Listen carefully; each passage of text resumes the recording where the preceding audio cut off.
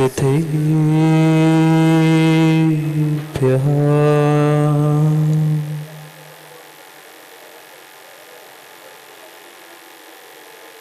श्रीमन्त्रं गम्भीर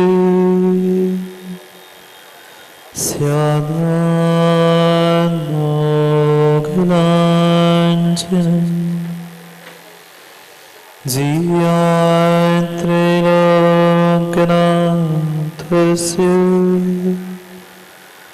शासनं जिनशासनं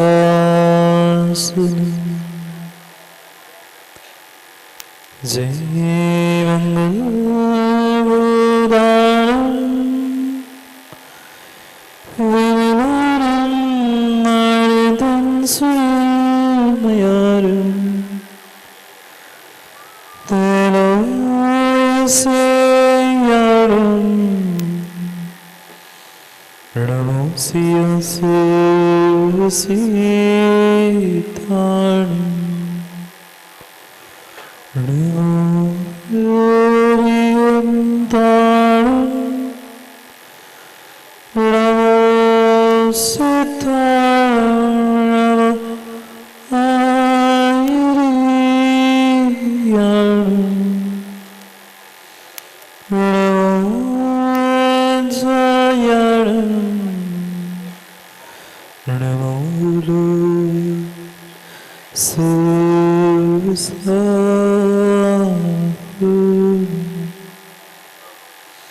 अनंत अनंत परम सिद्ध भगवान की 1008 श्री आदिनाथ भगवान की जय। परम पूज्य आचार्य भगवान कुंद कुंद स्वामी की जय। परम पूज्य आचार्य भगवान गुरुवर विश्वनाथ सागर जी महाराज की जय। सनातन जैन धर्म की जय। पंच कल्याणक महामहोत्सव की जय। जय बोलिए शूर मंत्र प्रदाता परम पूज्य क्षमा मूर्ति वात्सल रत्नाकर अविक्षीण ज्ञानोपयोगी मुनि श्री सुप्रभ सागर प्रणत सागर महामुनिराज की। नमोस्तु ऋषिवर, नमोस्तु मुनिवर, नमोस्तु गुरुवर।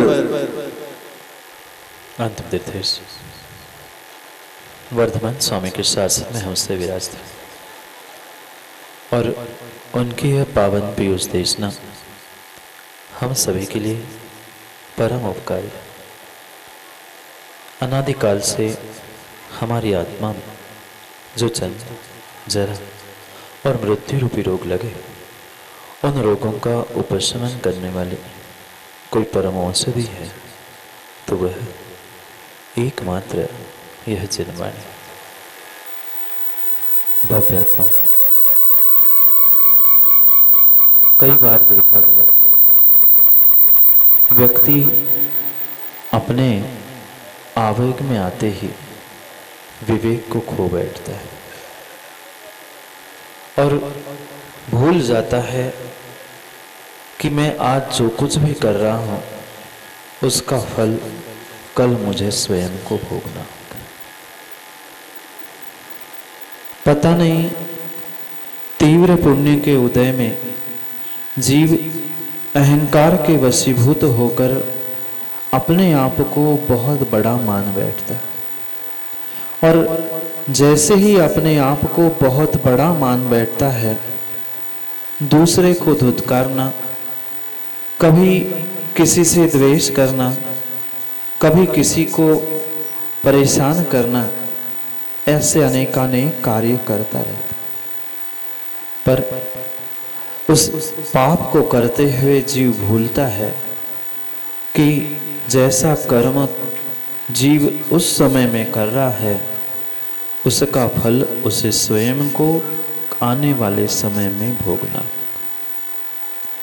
क्योंकि इस ब्रह्मांड में कोई सबसे ईमानदार अगर होगा तो वह मात्र एक ही वस्तु ईमानदार है। सभी स्थानों पर, सभी क्षेत्रों में चक्रेश भाई घपले हो सकते, घोटाले हो सकते हैं। बड़े से बड़े पद पर बैठने वाला व्यक्ति भी घोटाला घपला कर सकता है। पर बिल्लू भाई एकमात्र ऐसा सिद्धांत इस जगत में चलता है, एकमात्र ऐसी शक्ति इस संसार में चलती है जिसके साथ कोई समझौता, कोई घपला हो ही नहीं सकता, और जिसका नाम है कर्म सिद्धांत। ये जो कर्म सिद्धांत है वह अटल अटल कर्म सिद्धांत है। दुनिया की कोई ताकत हमारे कर्म सिद्धांत को बदल नहीं सकती। पर क्या करे, व्यक्ति मात्र अपने जीवन को वर्तमान का ही जीवन मानकर खुश हो जाता। इतना ताद है, अहंकार में डूबकर चूर चूर हो जाता है कि मैं इतना बड़ा हूं, मैं अमुक हूं। पर उस क्षण उसे याद करने की आवश्यकता है कि मैं वास्तव में अगर कुछ हूं तो क्यों? पिछले पर्यायों में अगर तुमने सुकृत नहीं किया होता तो शायद इस पर्याय में हम यहाँ परमात्मा की भक्ति करने के लिए नहीं बैठे। जीव अगर इस कर्म सिद्धांत को मां जान ले तो आंखों में पानी आना बंद हो जाएगा। थोड़े से ही बुरे दिन आते हैं, थोड़ा सा ही कष्ट जीवन में आता है, तुरंत आंखों से गंगा जमुना बहना प्रारंभ हो जाती।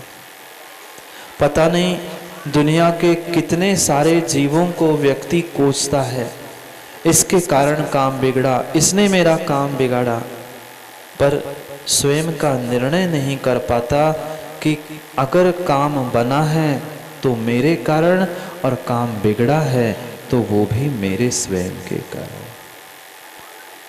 जो स्वयं का ये कर्तृत्व है, उस कर्तृत्व को व्यक्ति भूल जाता है और उन बदलते हुए दिनों को, सुख दुख को नहीं समझते हुए पुनः कर्मों का बंध करता है और पुनः संसार समय समय पर दीर्घ करता है।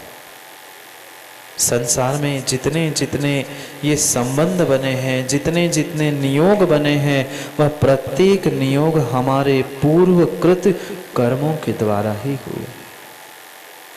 ये भीतर बैठकर कुछ क्षण आज हमें निर्णय करना है। जो मैं अपने भीतर सुख दुख पुण्य पाप प्राप्त कर रहा हूं, उन सबका कर्ता मैं स्वयं था, इसका बोध करना है। कल भगवान ने दीक्षा ले ली, तपस्या में भी लीन हो गए, पर वह भी भूल चुके थे जैसे हम सभी भूलते हैं। वे भी भूल चुके थे कुछ समय के लिए कि कर्म सिद्धांत भी कुछ हुआ करता है। आज प्रत्येक व्यक्ति की दृष्टि दूसरों के दोषों को खोजने की है, दूसरों की कमियों को खोजने की है, पर आज तक व्यक्ति ने कभी अपनी स्वयं की गलती और अपनी स्वयं की भूल देखी ही नहीं। ये जितनी भी गलती, जितनी भी भूल मेरे जीवन में घटित हो रही है, उस परिपूर्ण उस सभी का कर्ता धर्ता मैं स्वयं था। निर्णय करना है। उस आत्मा से परमात्मा बनने की यात्रा में जब तक उस कर्तृत्व का बोध नहीं होगा, तब तक किंचित भी कभी भी हम इस संसार में सुखी हो ही नहीं सकते। बहुत सारे आचार्यों ने उस एकत्व भावना में भी समझाने का प्रयास किया। कर्ता यह कर्मणाम भोक्ता तत्फलानाम सेवतु, इक्को करेदि कम्मम इक्को हिंड दियतीह संसारे, इक्को जायदी मर्दिय तस्य फलम भुंजदी इक्को। कौन करता? हम जैसे ही माँ दुख आते हैं, परेशानी आती है, भगवान को, कभी गुरु को, पता नहीं कितनों को हम कोस डालते कि आपके कारण मेरा काम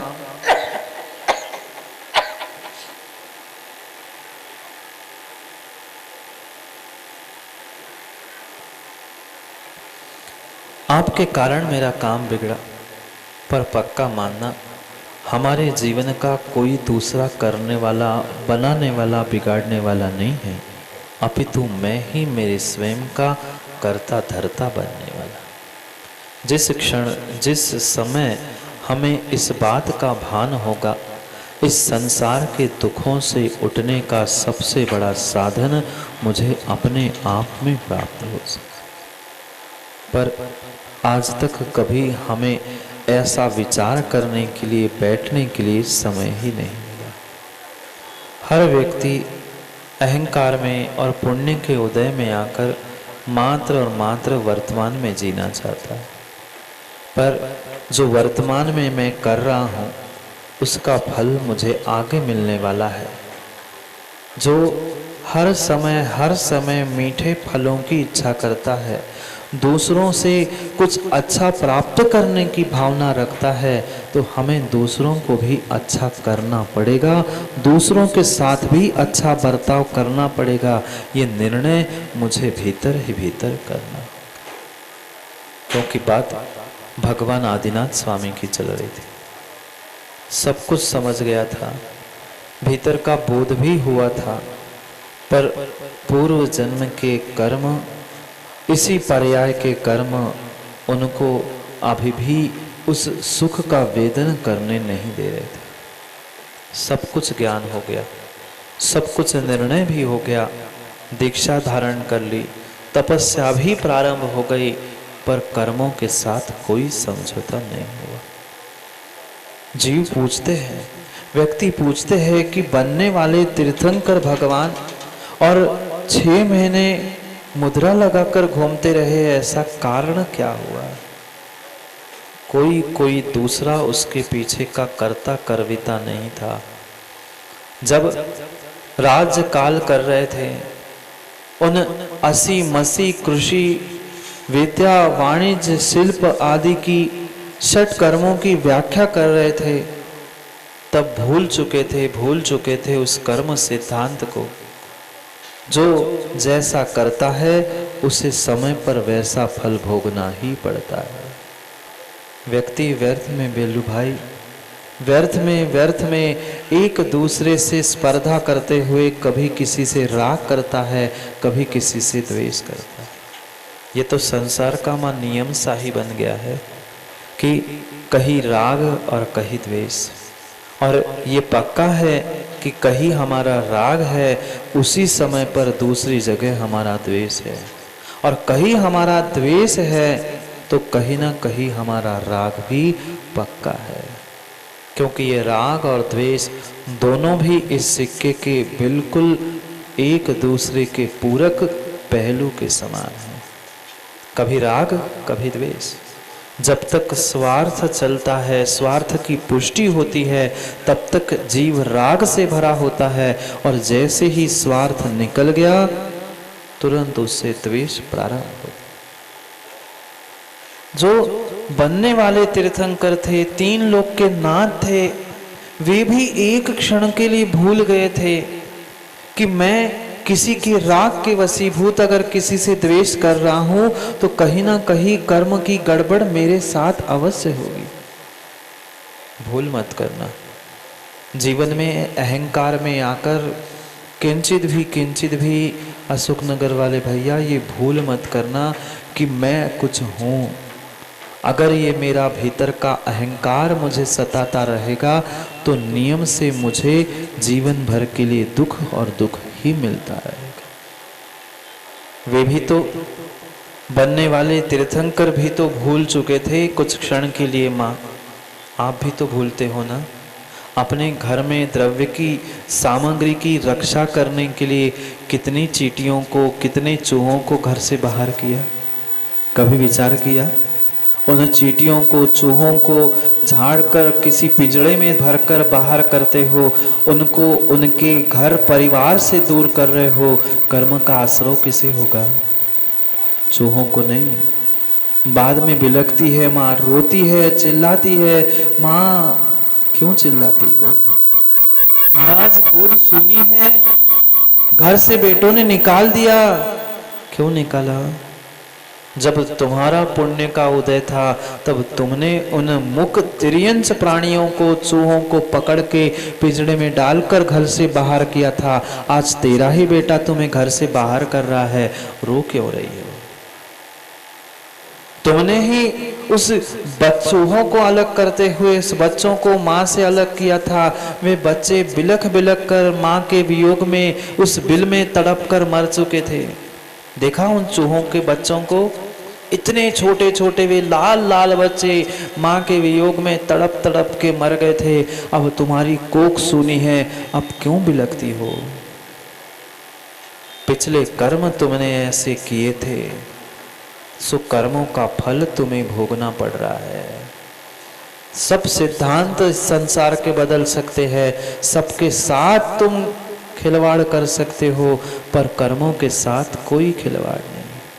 इस ब्रह्मांड की सबसे सबसे सबसे ईमानदार कोई वस्तु है तो उसका नाम कर्म है, कर्म सिद्धांत है। तुम्हारा वर्तमान का न्याय सिद्धांत भी बदल सकता है।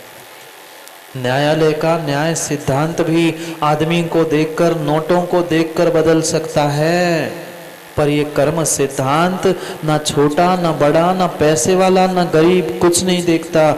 वह तो सबके सैले एक सा समान ईमानदारी से काम करता है। एक त्रैकालिक सिद्धांत हमें अपने दिमाग में बिठाल कर रखना होगा कि जो जैसा करता है उसको वैसा फल मिलेगा, मिलेगा और मिलेगा ही, भले आज मिले या कल मिले। उसको टालने वाला कोई दूसरा नहीं है। चाहे कोई परमात्मा भी क्यों ना उतर के आ जाए, पर किंचित भी उस कर्म के उदय में उसका बचाव होना संभव नहीं है। कर्म उदय में आने से पहले फिर भी तपस्या के द्वारा उसको खिलाने की शक्ति जीवों में हो सकती है, पर कर्म उदय में आने पर मात्र मात्र बिलखना, इतना ही तुम्हारे हाथ में बाकी है। निर्णय स्वयं को करना है कि उस दुखों में मुझे बिलखना है, खुश होना है, आनंद लूटना है, कि आने वाले समय में पुनः दुखी होते हुए पुनः कर्मों का बंध करना। माँ, थोड़ा सा कष्ट होता है, थोड़ा सा दुख होता है तो आंखों में पानी नहीं आता, तुरंत आता है। थोड़े से ही दुख के दिन आते हैं, तुरंत हमारे हाव भाव, हमारा बोलचाल सब बदल जाता है। उस दुख के कारण पुनः दुख खरीद कर हम और दुखी हो गए। मत करो कर्म का आश्रव बंध। ये सबसे श्रेष्ठ सिद्धांत है। मात्र और मात्र कर्म का सिद्धांत ऐसा श्रेष्ठ है जिसके साथ कोई छेड़छाड़ नहीं कर सकता।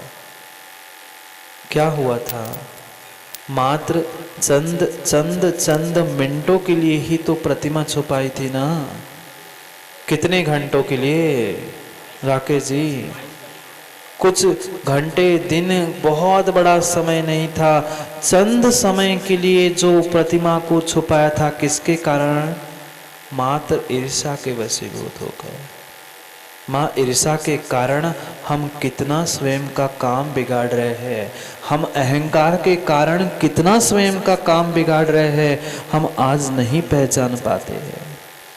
क्योंकि जितने जितने जीव वर्तमान में पाप कर रहे हैं, पाप करते समय मस्ती में पाप करते हैं, दरवाजा बंद कर करके अंधेरे में पाप करते हैं, पर जब वह कर्म का उदय, कर्म का विपाक सामने आता है, तब रोने के अलावा फिर कुछ नहीं करते। कर लो जो चाहे कर लो, चाहे अंधेरे की खोज कर लेना, चाहे जितने दरवाजे बंद करके पाप कर लेना, पर वह पाप जब भी फलीभूत होगा। कितने सारे युवा छुपके चोरी चोरी गुटखा, तंबाकू, सिगरेट खा लो। जितने तुम चोरी छुपे खा लोगे, पाप करते हुए तो तुम छुपा सकते हो, पर जब कैंसर का फोड़ा मुंह में छाला हो जाएगा, फिर किससे छुपाओगे? किससे छुपाओगे? चोरी छुपे पाप तो कर सकते हो, पर जब पाप का विपाक आएगा, जब फल आएगा, जब तीर्थंकर आदिनाथ उससे नहीं बच पाए, तो आप क्या बच पाओगे? नहीं बच सकते। इसलिए कर्म करते समय वह एक एक क्षण हमें विचार करना होगा। दोष कर्मों को मत देना। राकेश पंडित जी कहते हैं, महाराज जी क्या करें, कर्मों का दोष है, हम मोक्ष मार्ग पे आगे बढ़ नहीं पा रहे, ऐसा ही कुछ नियोग है। नहीं, कर्मों को दोष मत देना। कर्म तो जड़ थे, कर्मों में क्या ताकत थी कि आपको रोक ले? अगर किसी की गलती थी तो आपकी करतूती की गलती थी, गलती कर्मों की नहीं है। कर्म तो जड़ है, तुम जैसे करतूती करोगे, जैसे मन वचन काय के परिणाम करोगे, वैसा ही कर्मों का आश्रय प्रति समय प्रतिपल तुम्हें हो रहा है। यही कर्म सिद्धांत अटल है। कोसते हैं कोई परमात्मा को, कोई गुरु को, कोई कर्मों को, पता नहीं कितनों कितनों को कोस डाला, पर दूसरों को नहीं, अपने स्वयं के करतूती को कोसोगे और अपनी करतूती सुधार लोगे तो जीवन में कुछ सुधार संभव है। सब सुधर सकता है अगर हमने अपनी सोच, अपनी विचार और अपने करतूती को सुधारना सीखा है तो। और करतूती नहीं सुख सीखती है तो जीवन में कर्म सुधर नहीं सकते। कितने क्षण के लिए माँ, मात्र चंद क्षण के लिए ही तो उस कबूतर कबूतरी को अलग किया था, याद है? मात्र चंद क्षण के लिए कबूतर और कबूतरी को अलग किया था। बाद में रो रही है, पति से वियोग क्यों हो रहा है बार बार। सती सीता भली ही कितनी ही सती भी क्यों ना हो, पर सती मात्र होने से काम संभव नहीं था। पिछली पर्याय में जो मुनिराज और आरिका को देखकर जो अवर्णवाद किया था, उस अवर्णवाद का फल अगली पर्याय में सीता को अवर्णवाद भोगना पड़ा। कुछ किया था पाप। भले ही रावण के घर में रह के आई थी, पर रावण क्या उसके शरीर का भी स्पर्श कर पाया था? नहीं कर पाया था। पर फिर भी उसे नगर से, महल से, गांव से बाहर जंगल में क्यों जाना पड़ा? पिछली पर्याय में किया था कुछ ऐसा पाप जो उदय में आया था। यही होता है, यही होता है। एक किसान भी होता है, मुट्ठी बंद करके, देखा आप लोगों ने किसान को देखा? सुखनगर वाले भैया मुट्ठी बंद करके अनाज को खेत में, जमीन में बोता है। कोई नहीं देख पाता कि भूमि में क्या गया, कभी दिखा के नहीं बोता। मुट्ठी बंद करके ही वह चाहे पाइप से, हाथ से जैसी डाले मुट्ठी बंद करके डालता है। तुम कितने ही छुपा के पाप करना, पर जब जैसी ही उस पेड़ की बालें आएंगी, पता चलेगा कि गेहूं बोया था कि चना बोया था। पूछने कहने नहीं जाना पड़ेगा कि मेरे साथ ऐसा क्यों हो रहा है। मां मत पूछना किसी से मत पूछना मेरे साथ ऐसा क्यों हो रहा है। ये तेरे साथ हो रहा है मतलब तूने ऐसा कुछ पाप किया है, विशेष कुछ पाप किया होगा इस पिछले काल में, तभी इस खोटे काल में आए हैं। ये साक्षात प्रमाण पत्र है। इस खोटे पंचम काल में हम यहाँ बैठे हैं, इसका मतलब ही यही है कि हमने पिछली पर्यायों में, पिछले भवों में कोई विशेष पाप किया है। ठीक है, पाप का उदय अधिक है, पर थोड़ा सा पुण्य भी है। इसलिए सब काम छोड़कर वह देव शास्त्र गुरु की आराधना करने के लिए, सब काम छोड़कर पंच कल्याण के लिए आप सभी आए हैं। ये भी थोड़ा सा पुण्य की कणी का साथ थी, इसलिए आए हैं। निर्णय करना है, उस कर्म सिद्धांत पर चर्चा करनी है, क्योंकि सब कुछ समझाने वाले मिल गए थे, सब कुछ हो गया था, पर मात्र दूसरों की व्यवस्था बनाने के पीछे स्वयं की व्यवस्था बिगाड़ कर बैठ गए थे। कौन? जो तपस्या में लीन है, बनने वाले तीर्थंकर, जिनका कुछ ही समय में समोशरण लगने वाला था। ऐसे आदिनाथ प्रथम तीर्थंकर, इस युग के प्रथम तीर्थंकर, सब कुछ जानते थे, पर सब कुछ जानते हुए भी थोड़े से आवेग में आते ही विवेक खो बैठे। आवेग में आते ही विवेक खो बैठे और उस मनुष्यों के राग में तिर्यंच से द्वेष भी कर बैठे। क्या हुआ था? उस षट कर्म की व्यवस्था बनाते बनाते, षट कर्म की व्यवस्था बनाते बनाते भूल चुके थे कि तिर्यंच भी एक जीव है। बैल भी एक जीव है। उन बैलों को अगर मैं भोजन करने से परावृत्त करूंगा तो मुझे भी भोजन करने से परावृत्त होना पड़ेगा। अकेला ही कर्म भोग करता है, अकेला ही भोगता है। कहाँ गए? जिस सौधर्म ने राकेश जी 6 महीने गर्भ से पहले रत्नों की वर्षा की थी, कहाँ गए? कहाँ गए सौधर्म? कुबेर सब इंद्र सो रहे थे? नहीं सो रहे थे। ये होती है कर्म की अलिंगता, कर्म का अकाट्य सिद्धांत। जब साक्षात तीर्थंकर भगवान को नहीं बचा पाए उस कर्म सिद्धांत से, फिर हम और आप किस में खेत की मूली? चक्रेश भाई, किस खेत की मूली? हम तो मामूली भी नहीं। मूली तो छोड़ दो, हम मामूली भी नहीं है उनके सामने। जब उनको कर्मों के विपाक नहीं छोड़ा तो माँ एक क्षण पाप करते समय युवाओं सोचो समझो कि हम पाप कर रहे हैं। देव शास्त्र गुरु के निमित्त से भी अगर हम छल कर रहे हैं, कपट कर रहे हैं तो उसका फल क्या मिलेगा? भूल जाता है व्यक्ति अहंकार में आकर कि मैं इतना अच्छा, इतना दानवीर, इतना ये तुम कहते रहना, पर अगर दिखावा है, प्रशंसा की चाह है तो वहां पुण्य वैसा मिलने वाला नहीं। मत करो छल, मत करो कपट। जितना जितना दूसरों को हम ठगने का मां प्रयास करते हैं, आप लोग नहीं करते ना मायाचारी? बोलो ना, आप लोग नहीं करते ना मायाचारी? मायाचारी नहीं करते होते तो मां स्त्री पर्याय में क्यों आते? पिछली पर्याय में भी मायाचारी की, और इसी पर्याय में भी अगर मायाचारी नहीं छोड़ पाए तो कोई तुम्हें तिर्यंच और तिर्यंचनी बनने से बचाने वाला नहीं है। बुरा नहीं मानना, मेरे से लड़ने भी मत आ जाना, मैं किसी को शाप नहीं दे रहा हूं, पर अपनी स्वयं की बात को समझे। और यही कर्म सिद्धांत है, माया तिर्योग्यो नस्य। नहीं है केवली भगवान, कोई जरूरत नहीं है, पर कम से कम हमें उस बात का भान भी तो होना चाहिए कि मैंने स्वयं किस किस प्रकार से कर्म किए हैं। उमा स्वामी महाराज ने तत्वाद सूत्र में आधे से अधिक कर्म सिद्धांत लिख दिए। किसका फल क्या होगा, किसका क्या हुआ है, ये स्वयं को ही निर्णय करना है। वह सौधर्म, कुबेर सब पता नहीं कहाँ बिला गए। जानते थे क्या जानते नहीं थे? जानते थे, पर क्या करे, पर क्या करे। 6 महीने तपस्या दीक्षा के उपरांत करके वे मुनिराज आहारचर्या के लिए निकल पड़े। घूमते रहे, देखते रहे, पर जिसने वह रत्नों की वर्षा की थी वो भी चला गया, भूल गया उस बोध को, ज्ञान को कि कौन है, क्या है।